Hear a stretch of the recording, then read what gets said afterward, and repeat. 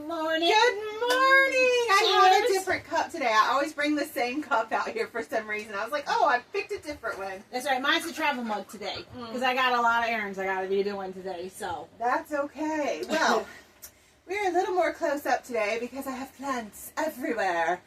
Everywhere. Like, we are running out of room in the greenhouse at the Which is a moment. good thing. Yes. It's because very lush. these jalapenos and these Unwin dahlias. sure and Pineapple tomatoes. ooh, they're all gonna be showing up at the farmers market soon. Yes, and then we got some brandy wines over here. Mm.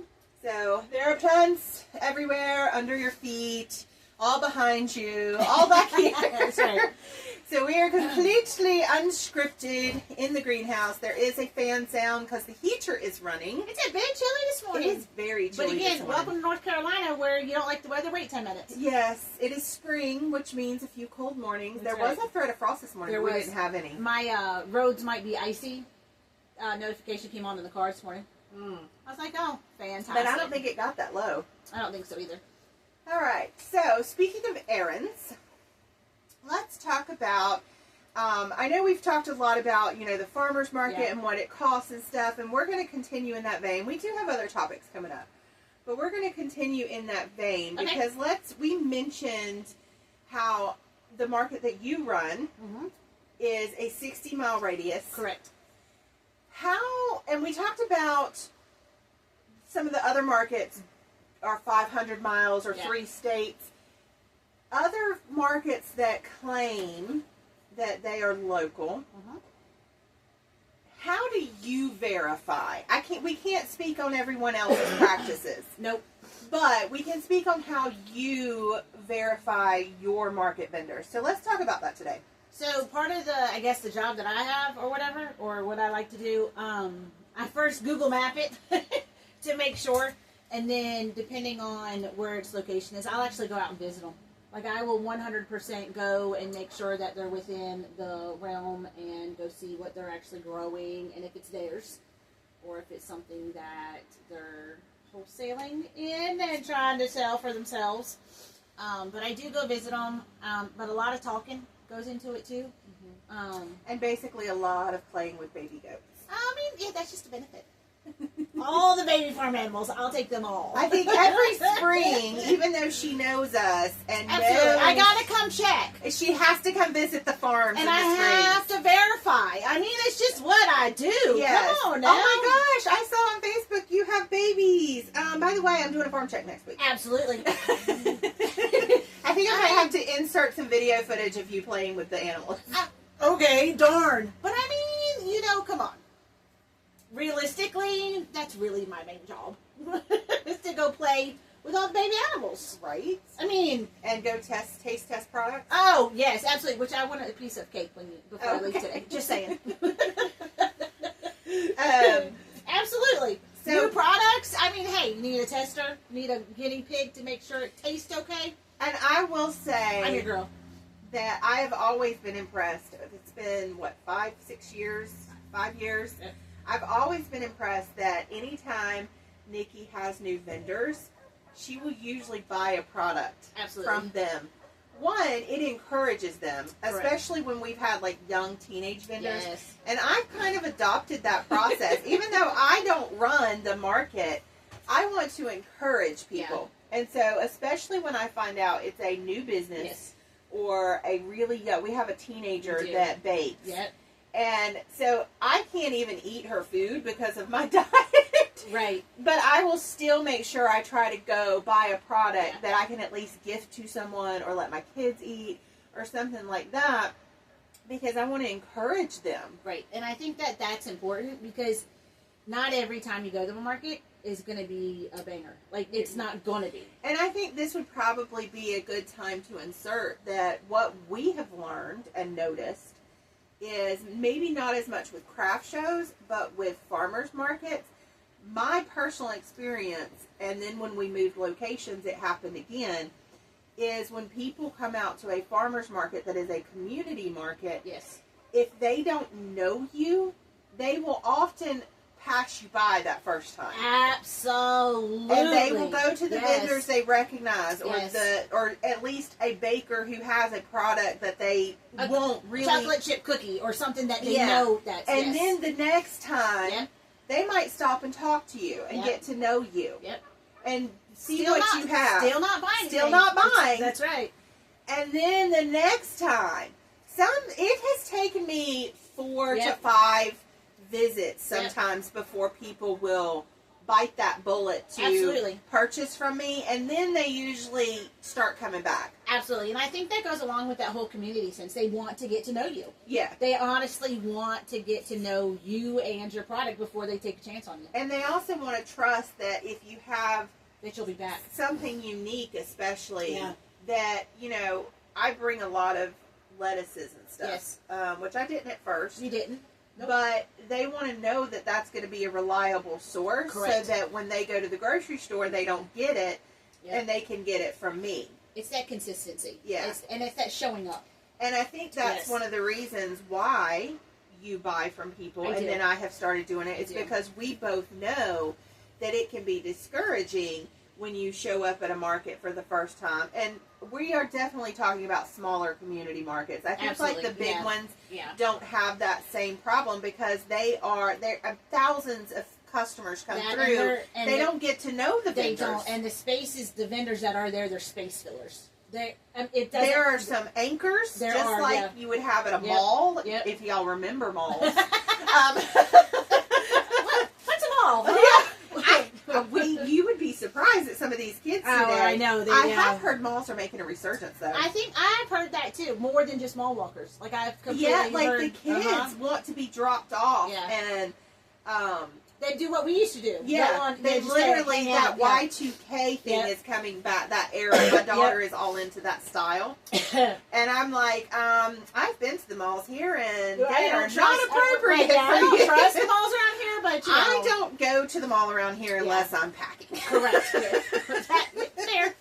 And I think it's probably Either good that or you have like a one-track mind. Like you're going into this to a specific very store. specific store, and And I'm then going in to that the store, middle like, of yes, the day. Yes. Like I need something from JCPenney. I'm going in JCPenney's door Yeah. and leaving JCPenney's Yeah. door. Like I yeah. typically now make the trek all the way out to Friendly Center, I because agree. it's an outdoor I mall, agree. so all the stores are separate. Yeah. It's in a more affluent area, and you can target the Yeah. one store without having to walk through the whole True. mall. However, at a farmer's market, we're an outside store too. Yeah, so, and we also aren't, We're not dangerous. we're not having gang fights or anything in the parking lot. But in that same sense, though, we're an outside space. You Yes. get to know the people there. Yes. I mean, even though the bigger farmers market still is an outside space, it's so big that Oh my gosh. you lose that sense The of last community. time I went to the big Oh, one, don't even. Mm-mm. I got claustrophobic from the people. Yeah, Because like, there it's were so many yep. people and trying to crowd into the vendors. Yes. I used to go years ago, Yeah. probably back in the mid, 2010. When it was I nice. I would go every week Yep. and get my basic goods, Yep. and especially things that I didn't grow or Right, didn't have, yeah. because I had a much smaller garden back then, like very small kitchen garden. Absolutely, And yeah. so I would go get cabbages and stuff Yeah. from there because I didn't grow them. Which makes sense. 'Cause Yeah. that's- yeah. And I did get to know Mhm. some of the vendors, Mhm. and they were some of the staples, and it was basically an employee. Yeah. But the farmer came and delivered every day. Yep. They knew the farmer. Yep. They were friends with the farmer. Yep. They just worked the farmer's booth. Like, I got to know their stories. And some of them are still out there, but now they don't. They don't. They're so busy. They don't yep. have time to talk to you, They much don't. less get to know you. I mean, it's incredibly insane. And at that market, like, if you run out of stuff, you just pack up and you go home. Whereas our market, you have to stay with an empty table till the end, and so you can sit there and talk to people, which none of us mind. Like, if we sell out, Imagine that. Us talking? I know. No. We sell out at 10 a.m. We're like, woohoo! It was a banging morning. And we're going to sit here and kick our heels up, grab a cup of coffee, and chit chat with everybody that comes through. That, and you have a chance to go actually, like, look at other people's stuff, though, Yep. too. Like, you really can actually get to go and inspect Yeah. or Which whatever. Most of us are good about We doing are. that. And that's Yeah. another thing I do love about Nikki. Like, if you need a bathroom break, or you want to go shop, or, we've hit a little bit of a lull, she'll come and sit in Yeah. your booth so that you can go do that. Yeah. Because I'm all about community. I mean, that's what it is. It's all about community in that sense of bringing people in, enjoying the community that you have in front of you, and making it bigger, making it better, type thing. So yeah.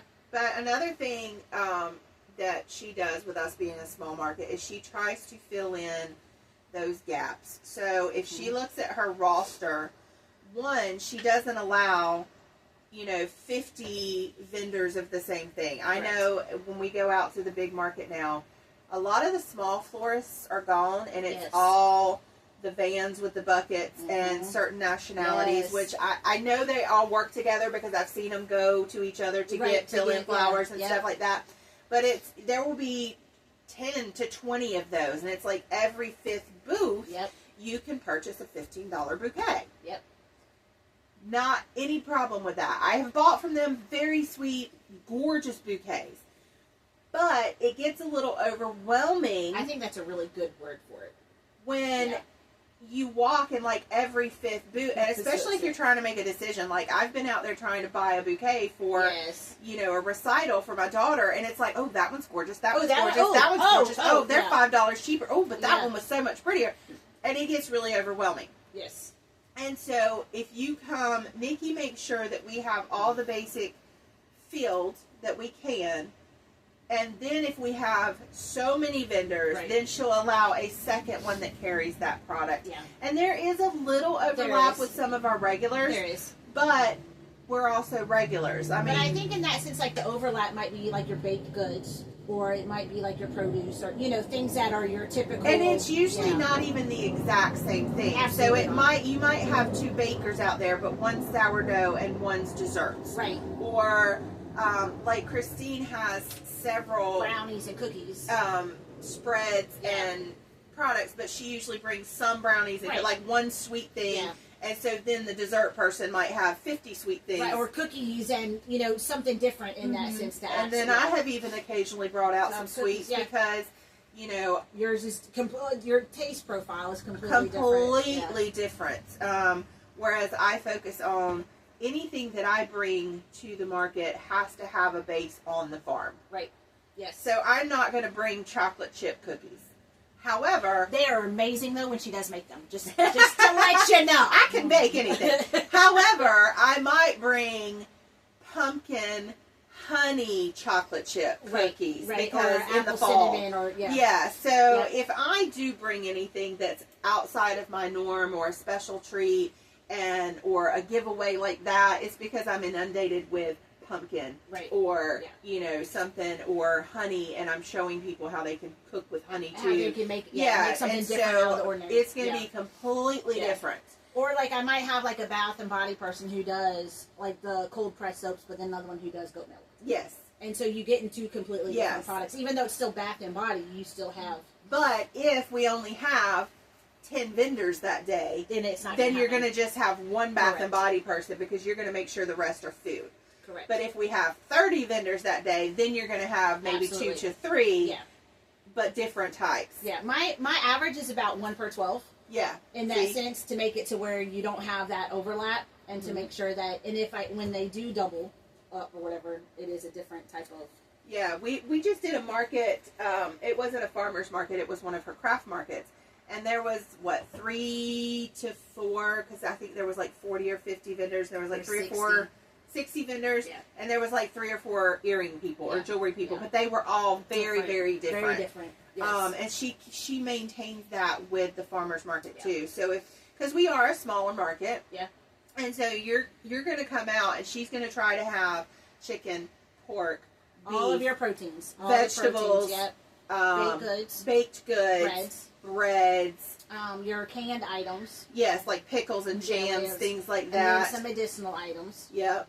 And then And sometimes we do have a couple medicinal, because one of them is like just colloidal silver, and then one of them does more of the magnesium, and then one of them does more of the herbs. Yeah. So, and then you'll have like your herbal teas, and then we even have a CBD person. Yeah. So who has a patent and a farm and grows it and does all the stuff like. So 100% legal. Yeah, it's very cool.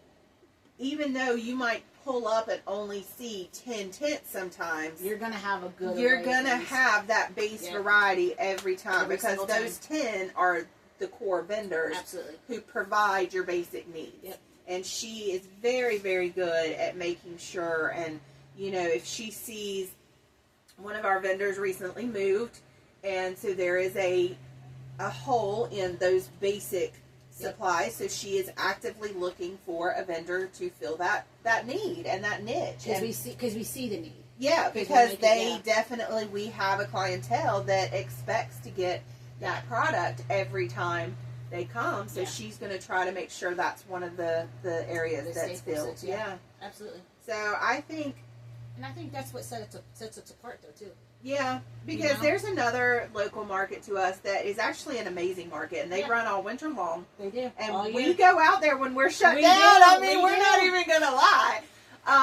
And they're amazing, but they do overlap a ton. They do. Like, we went one time. And it was in January.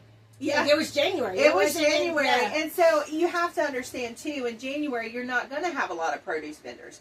And that's the one area that everybody loves overlap in. Yeah. Like, the more produce vendors you can have, the better. Absolutely.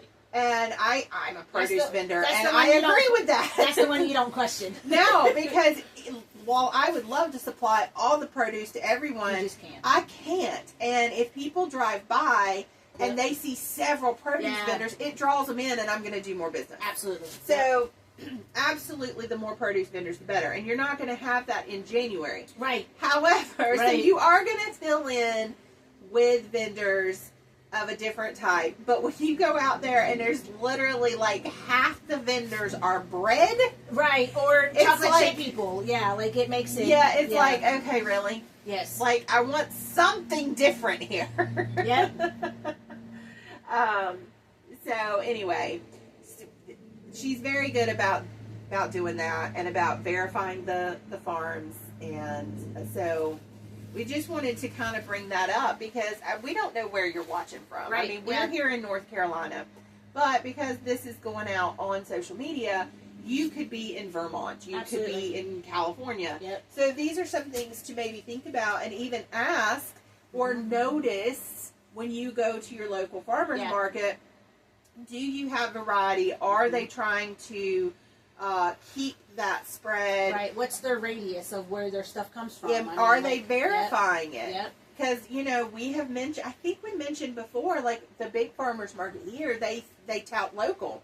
And they even highlight on social media, local vendor spotlight. And when you look up... They're from the mountains. Yeah, I mean, we really noticed this last year because it was like local blueberry vendor spotlight. This And it blueberry wasn't farm, even blueberry season yet here and in we the were triad. like, wait, how do they have? Wait, hold on, and we looked them up, and they were like, I don't know, 400 miles away, Yep. 500 miles away. Yep. They were at the bottom of the next state, so it was literally an 8-hour drive. Yeah. But they're local from, but But you know, they were again, local. Whatever, because that's their specification. And in so their now locality. everybody, and it worked because everybody rushed out there to get blueberries. And they weren't even in season yet in the Piedmont, which And we talked about and so that too. a lot of people came to our market going, "Where's blueberries?" Yeah. It's not blueberry season. Well, this market has Yes. blueberries. Yes. It's kind of frustrating. It is, and that goes. I think it goes along that sense that you don't judge a market with another market, just like you shouldn't judge people against another person. Right. That's You know, true. like that's everybody has their own. And that makes us, we have to focus more on education because we stay true to what's available here at this time Yeah. because our vendors are all here. Right. Yep. So, anyway, I think that'll probably do it for absolutely. today. Just some things to ponder and think about, and, you know, I'll toot her horn for her, and, Thank you. you know, just call her out for only coming over to play with baby animals. I mean, you know. All right, guys, we will see you next time. Bye, guys.